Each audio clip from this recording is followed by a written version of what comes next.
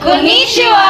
Watashi no namae wa Juna Miradin desu. Watashi no namae wa Cheryl Duping desu. Watashi no namae wa Nicole Kim Badayos desu. Watashi no namae wa Jimasun Fabroa desu. Watashi no namae wa Suteme Lorika desu. And I am Aisa Dismas. And welcome to Podcast!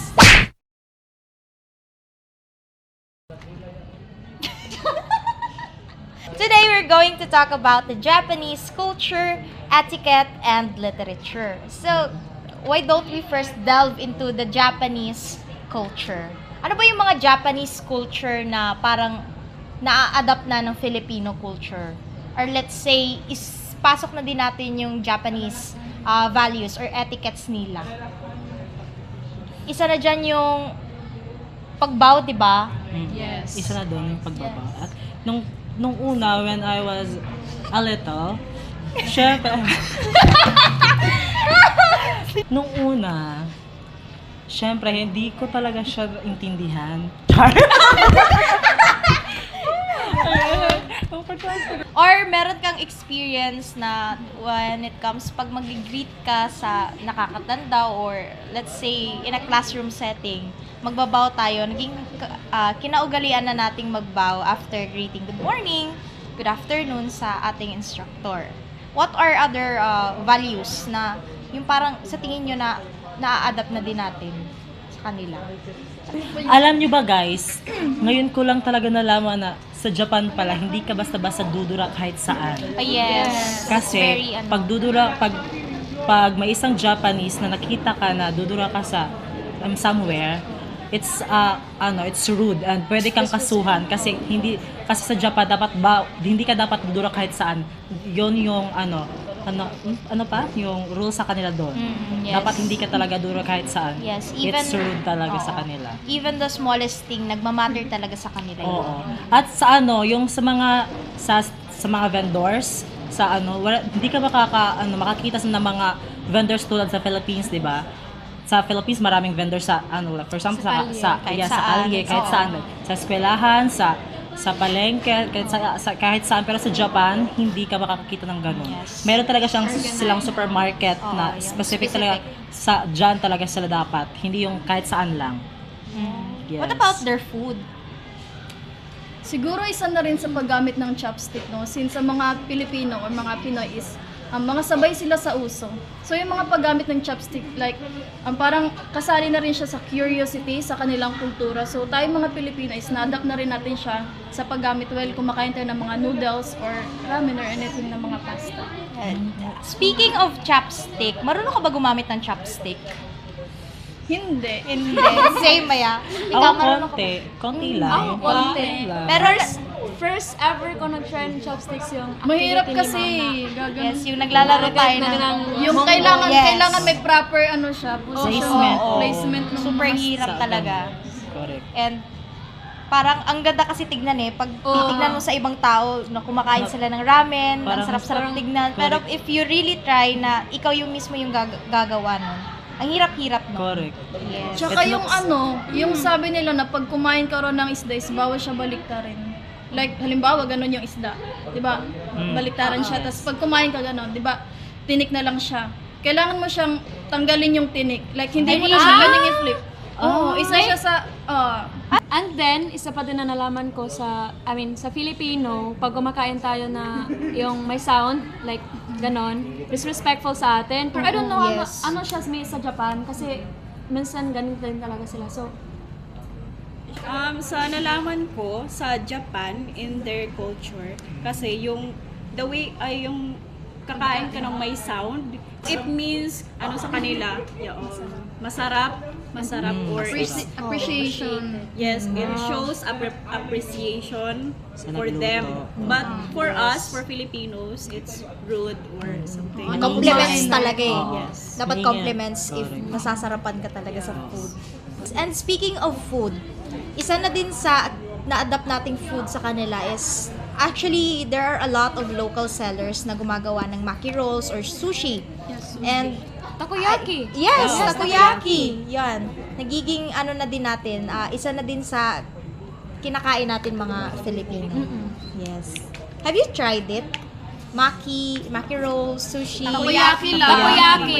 Yeah, yes. You should Feeling try ko kasi maki ano eh, rolls. hindi pasok sa panlasa ko yung sushi. Isa pa sa Japanese culture nila is yung kapag dumadating ka sa bahay nila o pumasok ka sa bahay ng mga Japanese people, they offer it tea sa'yo, no? Oh, Para yung inumin ocha. mo. Oo. Tapos, if you don't drink that tea, parang ano yun sa kanila, parang disrespectful. Yes. Right? So, Oo. ano pala yun? You're not Kahit- being Oo. welcome. Kasi What ako rin about nila. yung mga language? Meron ba kayong idea, your simple phrases or basic words na kaya nyo bang sabihin in Japanese? Since nag-aaral din naman tayo ng Japanese. Para sa akin, yung pinaka-simple, yung natutunan ko agad, yung arigato. Arigato! Siyempre. Very simple. Importante Kahit talaga na magpasalamat. Correct. Di ba sa Japan kasi uso sa kanila yung pag pupunta ka doon, meron silang binibigay o mga offer sa iyo. So syempre, need mo mag arigato. Kaya ganon. Arigato. Tsaka depende din siya sa level ng pagbawa. Oo, sa pagbaw. So it's very The important. politer version of Correct. Yes. Yung meron nga ako. gozaimasu. Yes. Correct. Ito, may ako natutunan sa sa words nila. Yung kunbanwa, pwede siya hello, pwede siya good afternoon. Yes. Konbanwa? Or konnichiwa? Konnichiwa. It's like konnichiwa. Hindi konbanwa. Ano? Konbanwa is good evening. Oo. Yung paggamit dati ng sensei for respect sa teacher at yun. Oh, yes. Teacher, Oo. doctor. Sensei. So, ginagamit natin Sensei. ganun. Sensei pala pag Sensei. ginagamit. Sensei. So, siguro yun talaga yung pinaka-basic na language sa Japanese na malalaman talaga ng Oo. Yun yung Even- common talaga, no? Yung mga Even arigato. hindi ka language Correct. student, pwede mo siyang matutunan. Pwede mo siyang Super matutunan. basic lang talaga siya. Oo. Mm-mm. At saka yung Japanese, no, like, yung sa Japan, mas kilala sila sa mga anime. Oh, Like, yes. sa paggawa ng anime, kasi sa mismong sila yung gumaganap. Oo, yun. Diba? Tama, So, talaga. ano ba yung favorite nyo na anime or character? Yung gano'n. Anime. Ako personally, hindi kasi ako fake. Anime ba si Doraemon? Oh, yes! Anime siya? Anime siya. Oo nga. Hoy, di ba si Doraemon? Coco. Kasi Dragon Ball. babe. Ay, oo nga. Ikaw, ano yung favorite mo na anime? Japanese? Ay, si Luffy? One Piece. Maganda din yun. Ongoing Sa pa din ang mga episodes. bayo. Super haba. At yung gusto ko din sa isa sa Japanese anime yung Fairy Tail. Alam niyo ba yun? Oo. Alam Maganda ko. din yung May promise. mga power siya. Yes, must watch this guy. I think Fairy That Tail guy. is already part of our childhood kasi Oo. kahit na mga maliliit pa lang tayo, Correct. nakikita na natin siya on air sa TV. Correct. Sayonara na din yung video. Lobat na siya. Baba. Lobat na. Because of anime, naging famous sila doon. And isa na rin yon sa na-adapt ng mga Filipinos na nagko-cosplay sila dito sa Philippines. Ay, Yes. cosplay. grabe yan. Isa talaga yung malaking impact lang. Ang isa talaga sa nakilala yung Japan kasi sa pagko-cosplay. Yes. Mas mga Ang gagaling cosplayer. nilang mag-makeup. Correct. Oo. Ginagaya natin yung mga Oo. ano You can't nila. even recognize people na nagme-makeup. Oo. Correct. And speaking of cosplay, may mga kilala ba kayong famous na cosplayers? Si Wala. kilala niyo ba si Martil? Si Martel! Yes, si Martel from PBB. Yes, si Martel Sarosa. She's Palagi really yung famous. dumadaan sa Pati feed yung ko. sa yung sa mga ML na mga characters. Oo, diba? yes! Ang galing niya mag-make. Super galing. Grabe. Pero kayo ba, if ever na mag-cosplay, like magkaroon tayo ng event ngayon, baka naman ma'am, Ang hirap nun. Yung gusto nyo? Ikaw, Jenna. Wala ko alam. Nanonood ka kasi No, Hindi ka not really into anime. Pero meron ka bang familiar na ano lang? Kahit sa TikTok na ano ka lang ng clips, tapos Parang na, kita mo lang. oo, tapos nabet San mo yung Goku na character. lang. Di ba sabi mo, San Goku? Pwede ka naman San Goku. San Goku na lang Magbihis kasi lalaki. may costume na naman Oo, siya. wig din siya na Yeah, agaya. wig. Oo. Ikaw, Shirel, ano yung gusto mong Like cosplay, i-portray. Portray. Wala siyang maisip. Wala akong guys. maisip kasi hindi ko talaga ako sa mga cosplay. Sa cosplay. Oo. Sa akin, mas na-curious ako sa character ni Detective Conan. Oo. Di ba siya yung may parang binabaril sa Oo, tapos siya yung napatulog niya yung magsasalita. tito niya, tapos siya yung Tranquilizer ata tawag Oo. dyan eh. Ay, oo. Sa akin naman, wala akong masyadong maisip. Hindi kasi ako into anime. Anime, oo. Usap kayo. Usap tayo tatlo. Usap kayo. ha. Before we end this podcast, why don't we have a little game? Nice. Exciting! Hula natin kung ano yung translation ng mga Japanese word to English or English to Japanese. Okay, let's start. So, first is, how you say thank you in Japanese? Arigato. Ay. Arigato. Arigato gozaimasu. Polite siya. Arigato gozaimasu. Oh, arigato If gozaimasu. teacher yung Yes. sinasabihan mo, arigato gozaimasu. Oh, so mas polite yung arigato gozaimasu. Okay, oo. Kasi kung yung arigato lang is like thanks. Thanks. Okay. Pero yung arigato gozaimasu Next. is Na-mentionan like kanina. thank you so much. Lighter version. So, how you say sorry or excuse me? Sumimasen. Sumimasen. Yes. Yes. Correct. Sumimasen desu. Ano sa Japanese yung mag-please ka or like, can you do this for me? Like, yung favor.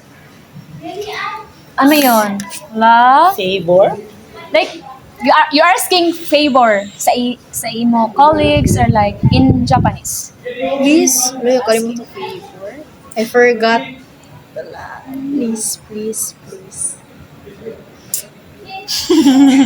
Sirit na. Sirit na. Ano siya? Yoroshiku onegaishimasu. Ay, okay. Yoroshiku onegaishimasu. Onegaishimasu. Oh, yes. So, how would you say, how are you in Japanese? How are you? Genke? Genke desu ka? Yes. Genke desu ka?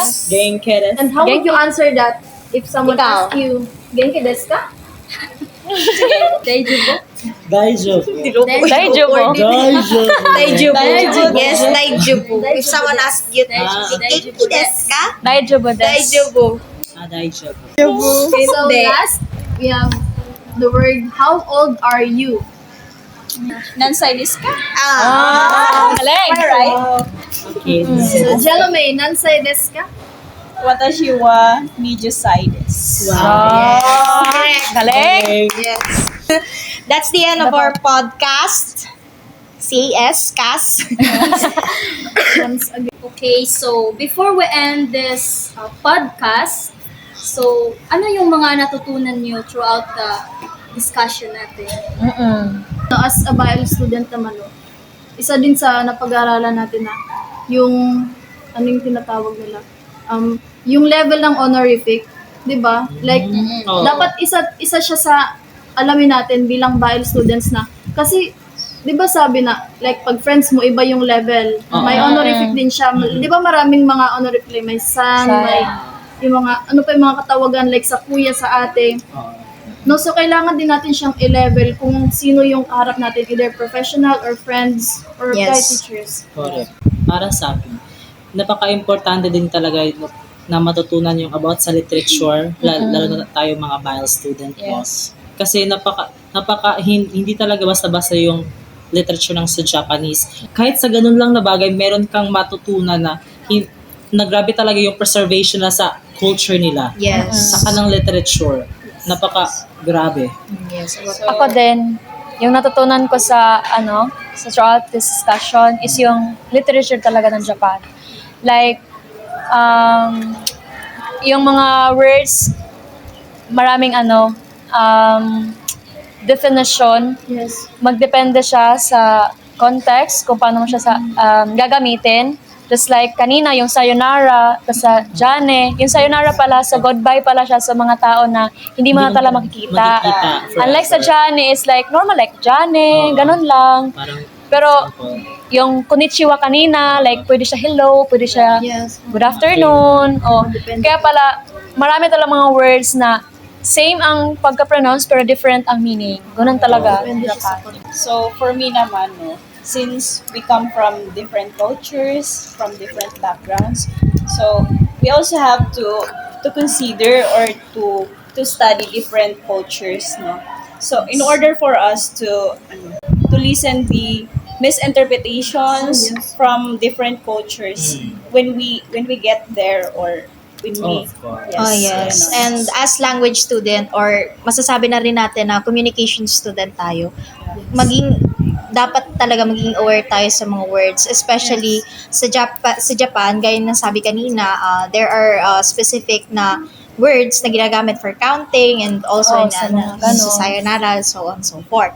And of course, we have to be wise in using it kasi pwede siyang magkaroon ng misunderstanding. Even the pronunciations, Yes. the enunciations, how they deliver the words, how they communicate. Kasi super indirect talaga yung Japanese people. And the way, kaya nga indirect sila, it's because they are so polite, hindi nila gusto na yung dating ng, yung tingin sa tao or yung dating nila sa ibang tao is disrespectful sila or rude sila sa ano. And that's why Japan is very conscious about sa actions nila. Yes. And also we have also to learn about that. Yun nga yung mga reflection nila. So sa mga nanonood, I hope that you have learned something from throughout our discussion kanina, no? So I guess this ends our podcast. Sayonara. Sayonara. Jane. Jane!